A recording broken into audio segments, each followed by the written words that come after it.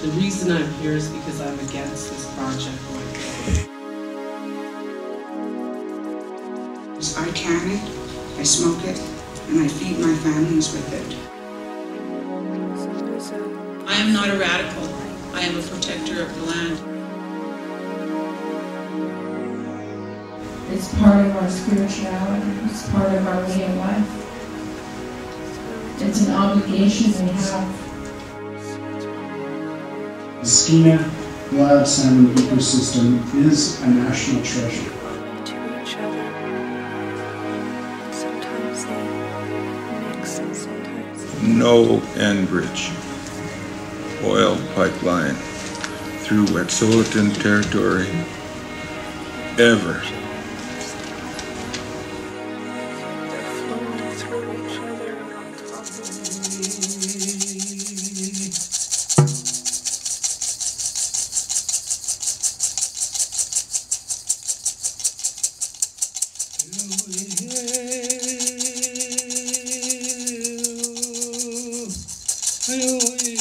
Yolaget is my chief name. I welcome you here to the traditional territory of Cassia. To start this discussions with the Enbridge pipeline, we are happy to see all of you here. Thank you all for coming to support us. We need all the support we can get. We live in this valley. We have to fight for our rights here. We want to keep this land the way it is, and that's why we're all here today. Denise, Tsakaze, Skize, all the Wet'suwet'en and their children and the families in the Bulkley Valley. We're here for a good cause. We're here to stand together and to be strong. And we're going to be here to the end of this. We're not going nowhere. We never will. We live here. We belong here. Masai.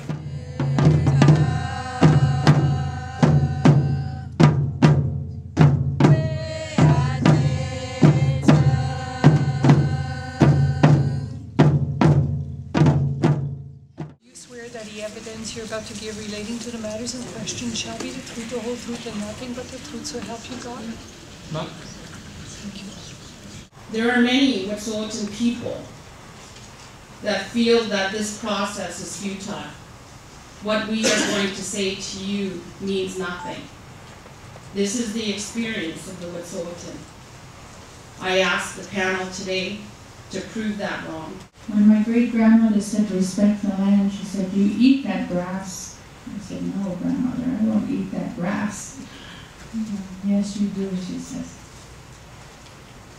The birds and the animals, they all use that grass. The moose eat that grass. The rabbits, they all use that grass. And in turn, you eat those animals. And so when you walk on the grass, child, she said, you must walk carefully and you must respect where you're walking. So that's our spirituality and that's our relationship to the land. And that's how it is part of who we are as Indigenous people. We cannot separate ourselves from the land and everything that sustains itself from the land. So if the water is polluted, we will be impacted. Not only Indigenous people, but all people will be impacted. It's not specifically me as an individual or our house group or clans.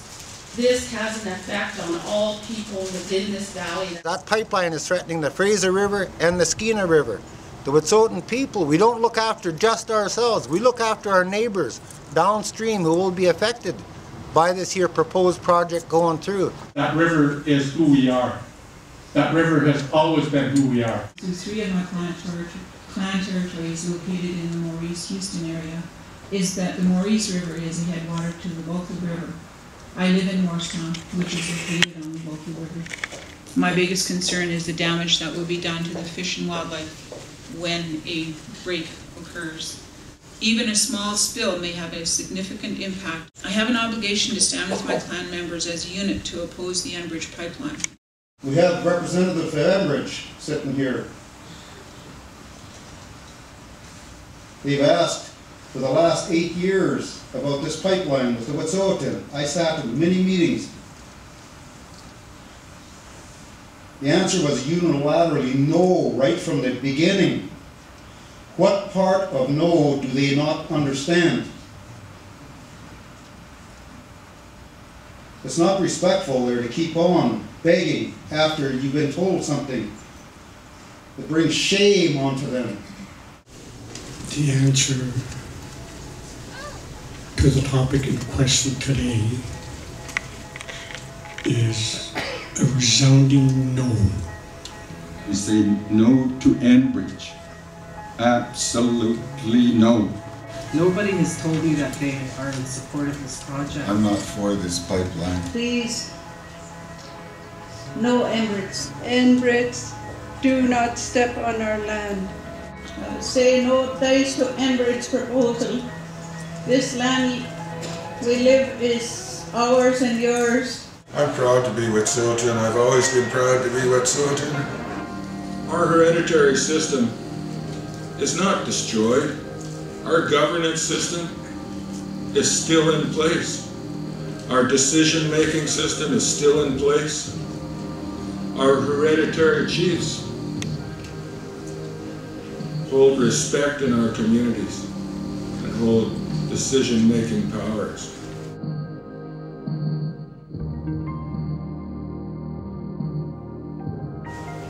Our chiefs have decided, after considering all the information available to them,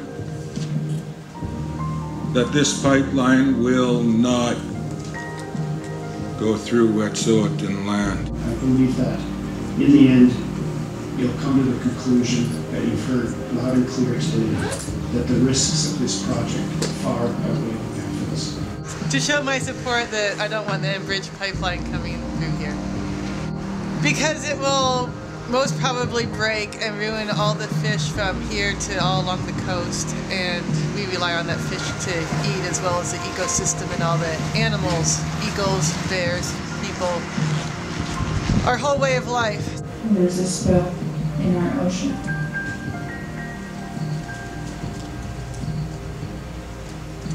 That's inevitable. You must know that. It might not happen in 2 or 5 or 10 years or whatever, but it will happen. The water will affect the fish and the animals that eat the fish and drink the water. It will have an effect on them also. And we are trying to prevent that not to happen.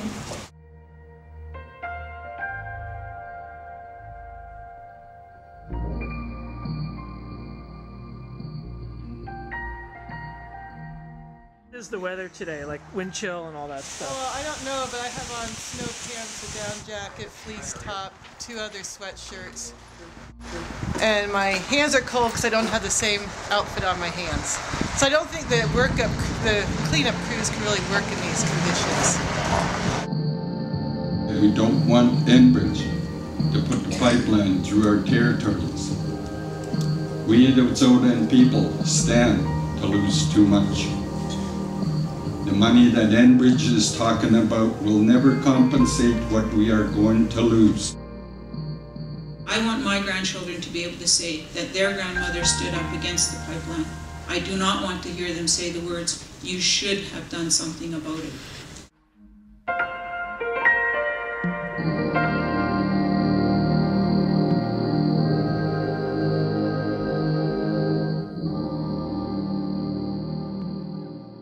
They are not welcome on our territory unless their pipeline is going to be moving honey or something like that.